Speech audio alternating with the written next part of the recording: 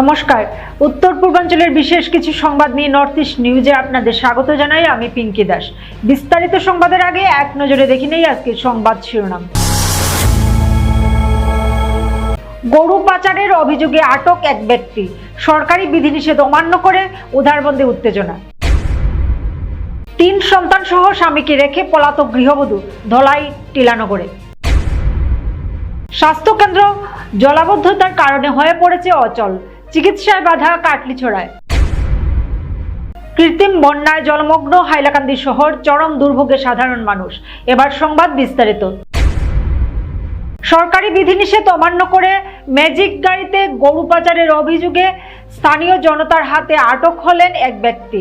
শনিবার সকালে কাছাড় জেলার উধারবন্দের ডুমুরঘাট বাজারঘাট এলাকায় ঘটনাটি ঘটে। পরে খবর পেয়ে উধারবন্দ থানার পুলিশ ঘটনাস্থলে পৌঁছে অভিযুক্তকে আটক করে থানায় নিয়ে যায়। ধৃত ব্যক্তির নাম ভজনলাল রবিদাস। তিনি গুসাইপুর প্রথম খণ্ড এলাকার বাসিন্দা এবং প্রয়াত হিজিরাম রবিদাসের ছেলে বলে জানা গেছে। পুলিশ ঘটনাস্থল থেকে একটি ম্যাজিক গাড়ি ও একটি গরু উদ্ধার করেছে। স্থানীয় সূত্রে জানা যায়, শনিবার সকালে টালিগ্রামের দিক থেকে একটি ম্যাজিক গাড়িতে করে গরুটি নিয়ে উধারবন্দের দিকে আসছিলেন ভজনলাল রবিদাস। স্থানীয়দের অভিযোগ, গরুটি বিক্রির উদ্দেশ্যে অন্যত্র নিয়ে যাওয়া হচ্ছিল। বিষয়টি নজরে আসতেই বাজারঘাট এলাকায় উত্তেজনা ছড়িয়ে পড়ে। বহু মানুষ গাড়িটি আটক করে চালককে জিজ্ঞাসাবাদ শুরু করেন। পরিস্থিতি ক্রমশ উত্তপ্ত হয়ে উঠলে খবর দেওয়া হয় উধারবন্দ থানায়। পরে পুলিশ ঘটনাস্থলে পৌঁছে পরিস্থিতি নিয়ন্ত্রণে আনে এবং গরু সহ অভিযুক্ত যুবককে থানায় নিয়ে যায়। ঘটনার পর কিছু সময় এলাকায় উত্তেজনা বিরাজ করলেও বর্তমানে পরিস্থিতি স্বাভাবিক রয়েছে বলে জানা গেছে। উল্লেখ্য, আসন্ন ঈদ উল আজহাকে কেন্দ্র করে উধারবন্দের বিভিন্ন এলাকায় গরু কুরবানি নিয়ে আলোচনা চলছে। এরই মধ্যে মুসলিম সমাজের একাধিক সংগঠন শান্তি সম্প্রীতি ও সামাজিক সহাবস্থানের স্বার্থে গরু কুরবানি থেকে বিরত থাকার আহ্বান জানিয়েছে। শনিবার এই ঘটনাকে কেন্দ্র করে এলাকা জুড়ে নতুন করে চর্চা শুরু হয়েছে। নর্থ ইস্ট নিউজের বরাকভ্যালি ইনচার্জ সুরজিৎ চক্রবর্তীর প্রতিবেদন। একটা গরু দেখা যায় গাড়ির মধ্যে, তারা সিগনাল দিলাম যে আপনার বাইক গরুটা হচ্ছে না, এখন আমার কুটুমার বাসাতে নেন হইতে আমার একটা কাগজ দেখাইছে পঞ্চায়েতের সিদ্দিকরা, বললাম তোমার কুটুমার নাম করতে পারে না। এরপরে হয়তো কিনিয়া আমি আনি হালের লাগি নিয়ে আমি বললাম, ভাই তুমি তো এখন হিন্দু মানুষ ইয়া গরুটা তো গাড়ি দিন নিতে পারতাই না, তুমি তো হাঁটাই নিও হালের গরু নিতে, তুমি তো সনাতন ধর্মের মানুষ ইয়া গরুটার কীরকম কষ্ট দিতে হয়, যে কোনো গরুটা লাদিয়ে কিতা করতে আপনারা দেখুন কোনো খানি কিছু দেওয়া নাই। এরপরে তো খালি আবুল তাবুল বকে, কখনে আলোর নিত, ওখানে তার কুটুমের নামও কইতে পারেন না। আমি বললাম এই সিচুয়েশন মাঝে আপনি দেখছো না নি মোবাইলও কীরকম কিতা চলে, গরু গাড়ি দিয়ে নেওয়া নাই, তুমি যেন গরুটা গাড়ি দিয়ে নিতে। এরপরের মাত হইল যে তুমি তারা গাড়িত কয়জন আছিল? তারা ড্রাইভার আর মালিক আর কেউ আছিল না? সে কইনো কে বাকি গেছে কি? তো ড্রাইভার বাকি কাগজটা কে দেখাইছে? কাগজ ড্রাইভার মালিকে দেখাইছে না, ড্রাইভার যাবো কাগজ। ধলাই থানা এলাকায় টিলানগর গ্রামে 3 সন্তান সহ স্বামীকে রেখে পলাতক গৃহবধূ। এ নিয়ে তীব্র বিতর্কের সৃষ্টি হয়েছে। পলাতক গৃহবধূ দেবযানী কৈরির স্বামী শিবশঙ্কর কৈরি বলেন, প্রায় 4 মাস পূর্বে 3 সন্তানও তাকে রেখে পালিয়ে যায় তার স্ত্রী দেবযানী। অনেক খোঁজাখুঁজি করে কোনো সন্ধান না পেয়ে নিখোঁজ সংক্রান্ত মামলা দায়ের করেন ধলাই থানায়। পরবর্তীতে খবর পান যে তার স্ত্রী বদরপুর ঘাটে বাবার বাড়িতেই রয়েছেন। শিবশঙ্কর কৈরি জানান, প্রায় 18 বছর পূর্বে বদরপুর ঘাট এলাকায় শিক্ষক ভুবন প্রসাদ কৈরির মেয়ে দেবযানী কৈরির সাথে তার সামাজিকভাবে বিবাহ হয়। তাদের 3টি সন্তানও রয়েছে, কিন্তু গত 4 মাস পূর্বে সন্তানদের রেখে স্ত্রী দেবযানী পালিয়ে যায়।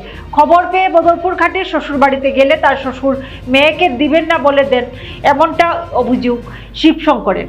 এদিকে দেবযানী কৈরি নানা অভিযোগ করে স্বামী শিবশঙ্করের বিরুদ্ধে আদালতে মামলা দায়ের করেছেন। তাই অসহায় হয়ে শিবশঙ্কর কৈরি বলেন, 3 সন্তান নিয়ে বিপাকে পড়েছেন তিনি। তাই তাদের শিশুদের ভবিষ্যতের কথা চিন্তা করে তার স্ত্রীকে ফিরিয়ে আসতে আহ্বান জানান তিনি। নর্থ ইস্ট নিউজের বিশেষ প্রতিনিধি হিফজুর রহমান বরবুইয়ার প্রতিবেদন। দাদা, আমার নাম শিবশঙ্কর কৈরি। আমি বদলপুর থেকে আমি বিয়া করছি। আমার মিসেস তো বদলপুরের, আর তাই বিয়া করার আমার প্রায় 17 বছর হয়ে যার। আমার সব এই ছেলে মেয়েগুলা সব আমার। আর তাই এখান থেকে কাপড় ধুয়াত গিয়া আর এখান থেকে ভাগিয়ে গেছে কি, কোনো মায়ের ঢাই কোনো কিছু, কোনো ঝগড়াঝন্তি কিচ্ছু নাই। আর তাই এখান থেকে ভাগিয়া গেছে। যাওয়ার পরে তো আমি তো মিসিং কেস দিছি ধলাই থানাত। এরপরে ধলাই থানায় তো আমি 3-4 দিন পরে আমি গেছি গিয়া কইলাম স্যার আমি তো আমার মিসেসরে আনবার লাগি অনেক চেষ্টা করি আর কিন্তু তারা মোবাইলে ফোনও করে না, কোনো কিছু করে না। এরপরে আমি আমার গ্রামের মুরব্বী একজনের তাইনরে পাঠাইছি যে গিয়া আমার মিসেসরে লইয়া তুমি আইতায়, আমার চাচাজিরে পাঠাইছি আর মেয়েরেও পাঠাইছি যে যাও গিয়া এখান থেকে তোমার মারে নিয়ে আইবায়।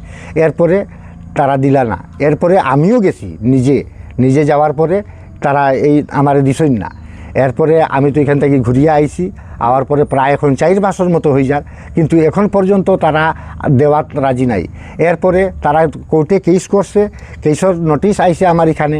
আমি কোর্টের নোটিশ নিয়ে 27 তারিখ আমি গেছি সে করিমগঞ্জের নামটা এখন পরিবর্তন হয়ে কি শ্রীভূমি কোর্টও আমি গিয়া পৌঁছিছি। এখানে তো গিয়া আমি বাচ্চা কাচ্চারে নিয়ে গেলাম। আমার কেস মুকদ্দমার কোনো প্রকারের আমার লাইন জানা নাই।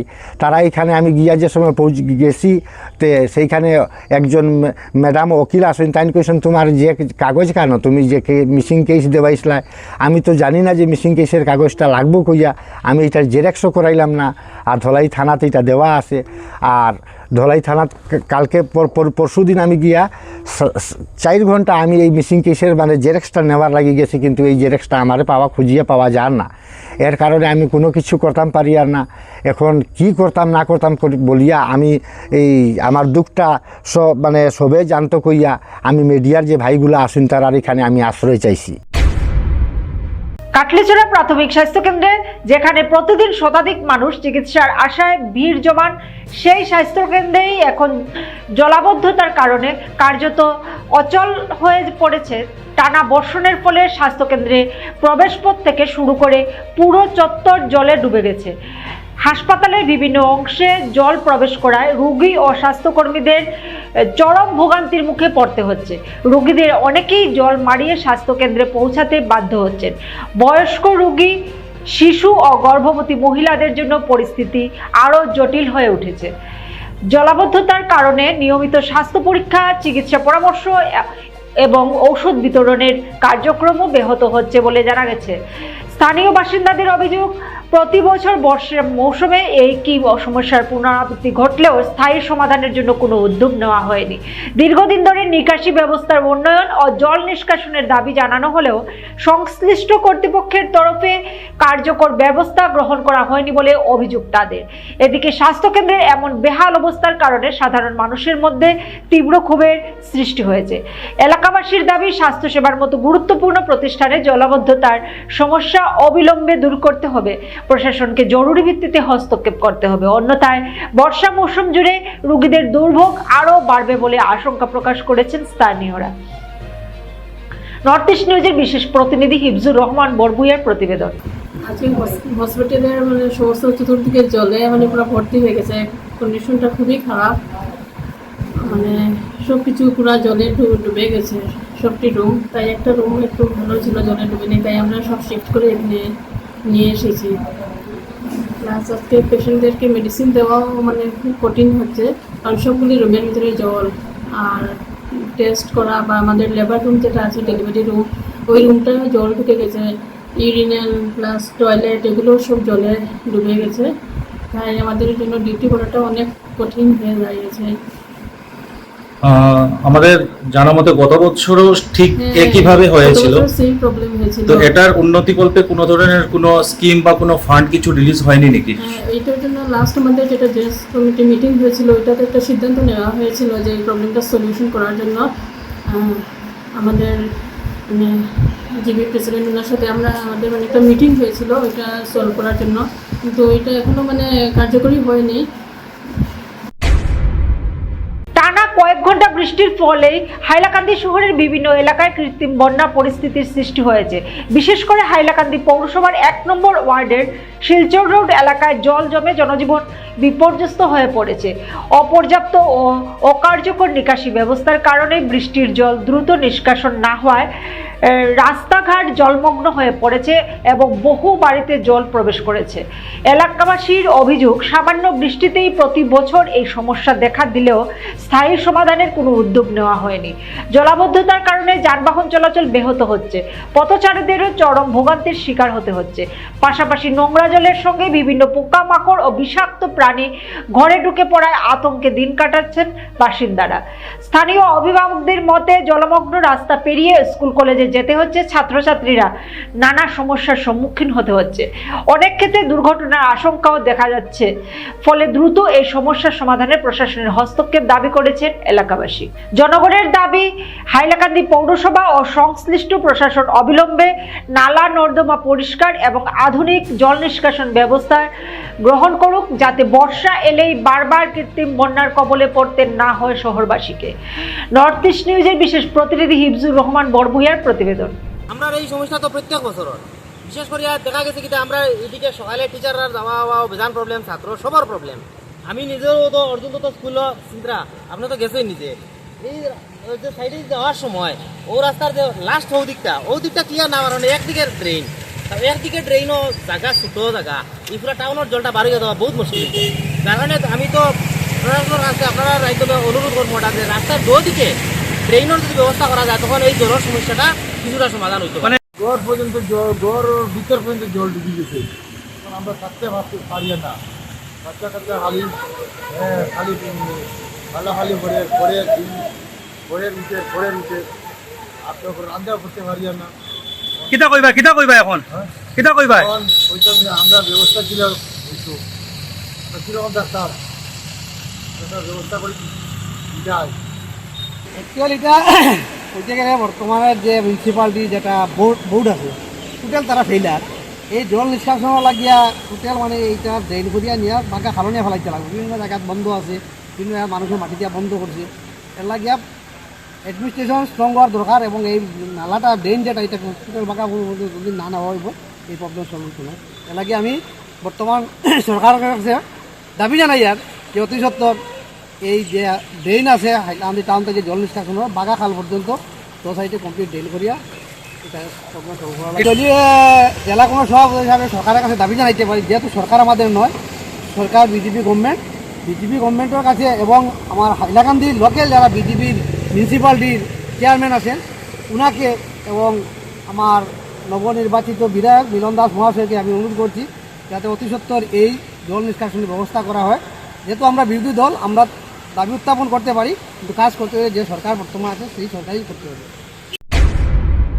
আপনি কি আপনার ঘর কিংবা প্রতিষ্ঠানকে সুন্দর করে গড়ে তুলতে চাইছেন আর সাথে চাইছেন ভালো ও সুলভ মূল্যে প্রয়োজনীয় সামগ্রী ক্রয় করতে?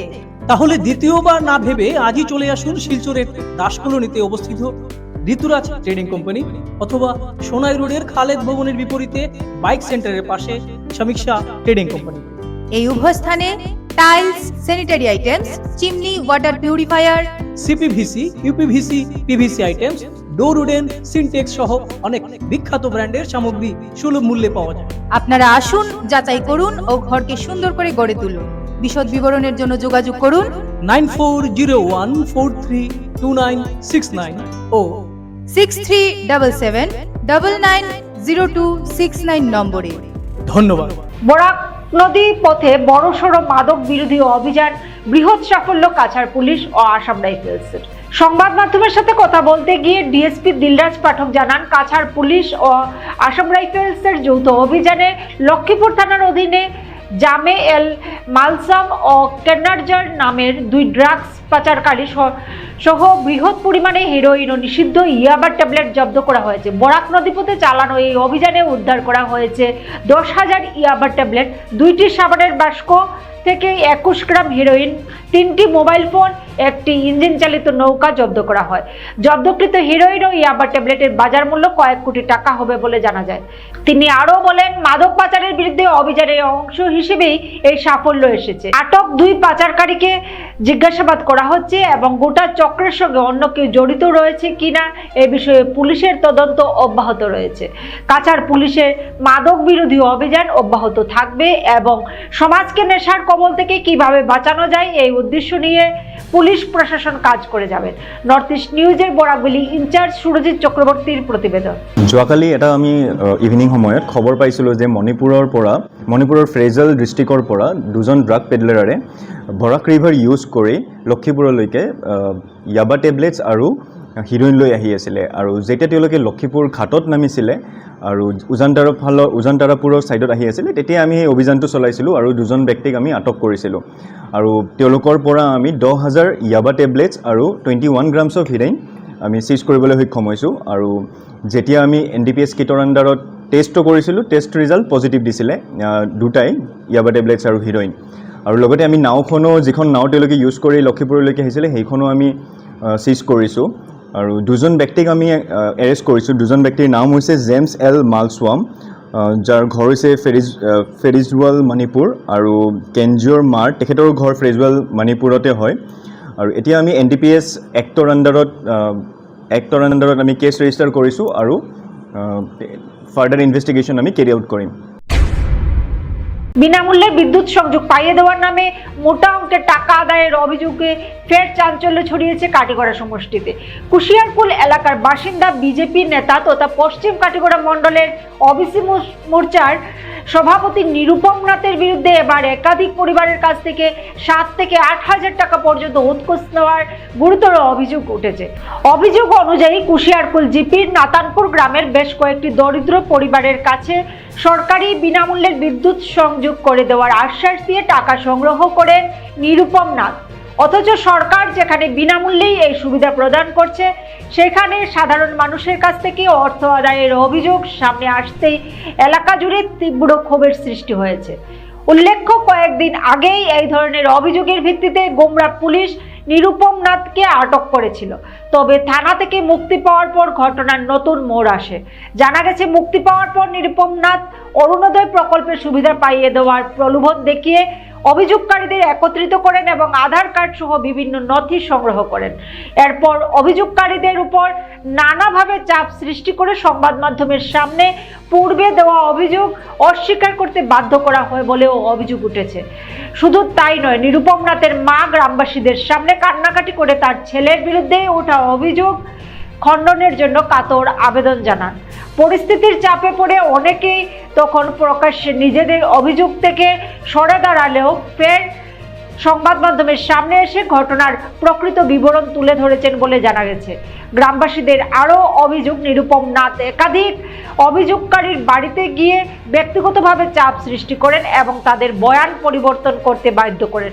এমনকি তিনি নিজেকে কাটিগড়ার বিধায়ক কমলাক্ষ দেবপুরকাশের সমতুল্য প্রভাবশালী ব্যক্তি হিসেবে পরিচয় দিয়ে বিভিন্ন প্রতিশ্রুতি দিতে বলেও অভিযোগ করছেন এলাকাবাসীরা।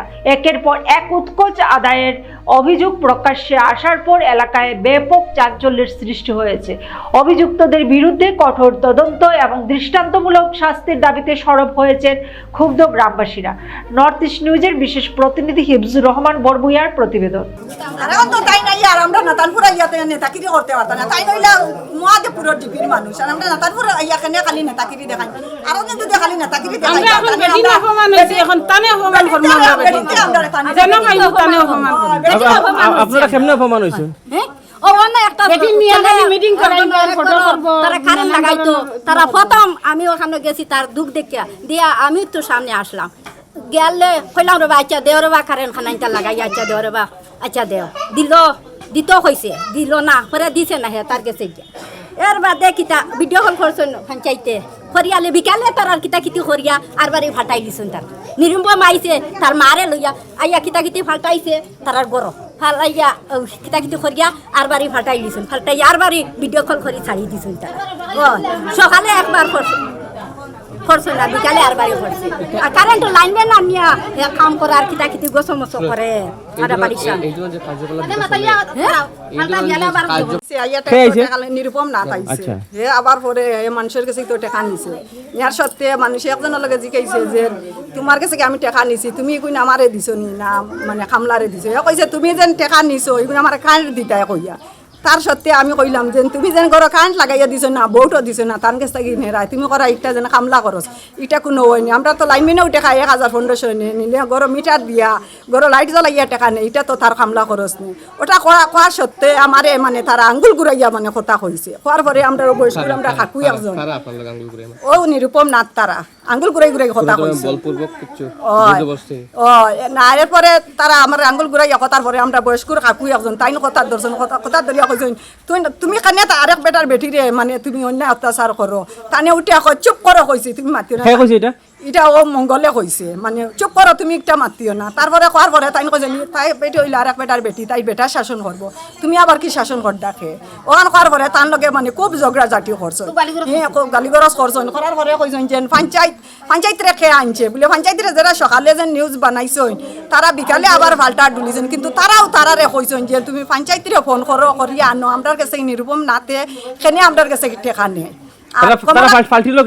পাল্টিল তার বিকালে তার মা আইসে আইয়া খুব কান্দা কুটা করছে করার সত্যি তারা পাল্টিছ তা খুব কান্দা কুটা করছে এরপরে তো তার অরিজিনাল টাকা নিছে না হে অরিজিনাল টাকা নিছে অরিজিনাল টাকা নিয়ে হে ফাঁসি গেছে ও বিকালে তার মা ইয়া কান্দা কুটা করিয়া এরপরে তার যে কথা তার মা কইছে আমার ছেলেরে তোমরা বাঁচাও মিছা কথা কইতাম না এখন তারা ইয়া এই নিরুপমার মা ইয়া এরারে পাল্টা করিয়া আমারে অপমান করে আর আমার জিপি পঞ্চায়েতরে যে তারা দোষারোপ মানার যে ভিডিও করে নিছে ইয়া এখানেও পঞ্চায়েতের কোনো দোষ নাই আমি বারবার কইয়ার আমার 69 বছর বয়স পঞ্চায়েতের কোনো দোষ নাই পঞ্চায়েতরে আমি নিজে ফোন করি আনাইছি তারা কইয়া দিছে আমি পঞ্চায়েতরে আনাইছি এটা নিয়ে আমার বক্তব্য শেষ। আচ্ছা মানে এখানে হইছে কি প্রথম যারা বক্তব্য দিল তারা আবার পাল্টি গেছে এটা কেমনে পাল্টিছে তাও নিরুপমার মা ইয়া পাল্টাইছে কান্দাকুটা করিয়া পাল্টাইছে অরিজিনাল কথা টাকা নিছিল না আমি তো চোখে দেখছি না তারা কইছে টাকা নিয়েছে আর আমার জিপি পঞ্চায়েতে জব কার্ড করাই দিছে সব ফ্রি গর্জটে করাই দিছে ফ্রি কারোর কাছ থেকে কোনো টাকা পয়সা লওয়া হয়েছে না আর এটা নিয়া আমরা পঞ্চায়েতরে যে তারা ভিডিও করিয়া আর অরুণোদয় কার্ড দিত কইয়া গ্রামের বেটিন জমাইয়া আর একটা দোষারোপ পালাইছে পঞ্চায়েতের উপরে আমি ওটাও বক্তব্য রাখলাম যে পঞ্চায়েতের এখানে কোনো দোষ নাই আমার 69 বছর বয়স আমি বিদ্রোহ মানুষ আর পঞ্চায়েতের পটো পালাইবা না এটা আমার বক্তব্য শেষ।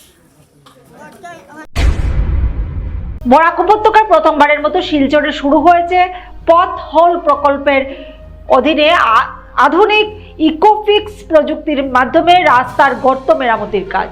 আজ আনুষ্ঠানিকভাবে এই আধুনিক গর্ত মেরামতির কর্মসূচির শুভ সূচনা করেন শিলচরের বিধায়ক ডক্টর রাজদীপ রায়। বর্ষার আগমনের সঙ্গে সঙ্গেই রাজ্যের বিভিন্ন সড়কে গর্তের সমস্যা যেন নিত্যদিনের চিত্র।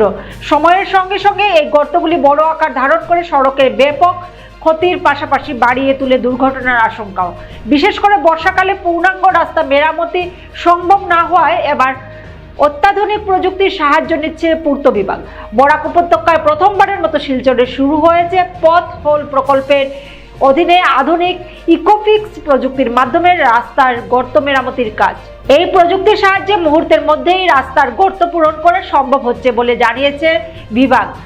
এদিন অনুষ্ঠানে উপস্থিত ছিলেন গড়কাপ্তানি বিভাগের কার্যনির্বাহী অভিযন্তা অনিরুদ্ধ নাগ সহ বিভাগের অন্যান্য আধিকারিক ও কর্মচারীরা। পূর্ত বিভাগের দাবি ইকোফিক্স প্রযুক্তির ব্যবহারে বর্ষাকালেও দ্রুত রাস্তা মেরামতি সম্ভব হবে এবং এর ফলে সাধারণ মানুষের যাতায়াত আরও নিরাপদ ও স্বস্তিদায়ক হয়ে উঠবে। এদিকে নতুন এই উদ্যোগকে স্বাগত জানিয়েছেন শহরবাসীর একাংশ।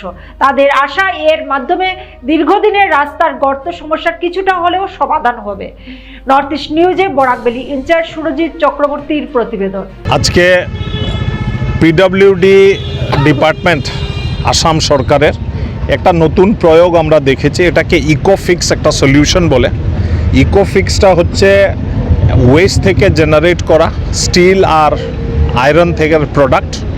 এটা রাস্তাতে যে জায়গাতে গর্তগুলো হয়ে থাকে কিংবা রাস্তাতে যে ভাঙাগুলো থাকে সেই জায়গাগুলোতে যদি জলও থাকে তাহলে জলের মধ্যে এটা দিলেও এটা পরবর্তীকালে একটা কম্প্যাক্টার মধ্যে জিনিস আছে, কম্প্যাক্টার দিয়ে এটাকে কম্প্যাক্ট করে দিলে এটা সঙ্গে সঙ্গে এটা আঠা লেগে যায় এবং একটা সলিউশন হিসাবে এটাকে প্রয়োগ আমরা আজকে এক্সপেরিমেন্টাল বেসিসে করেছি যে গর্ত যে জায়গায় জলও আছে সেই জায়গায় সেই জিনিসটা আমরা ফেলেছি। এটার নাম হচ্ছে ইকোফিক্স।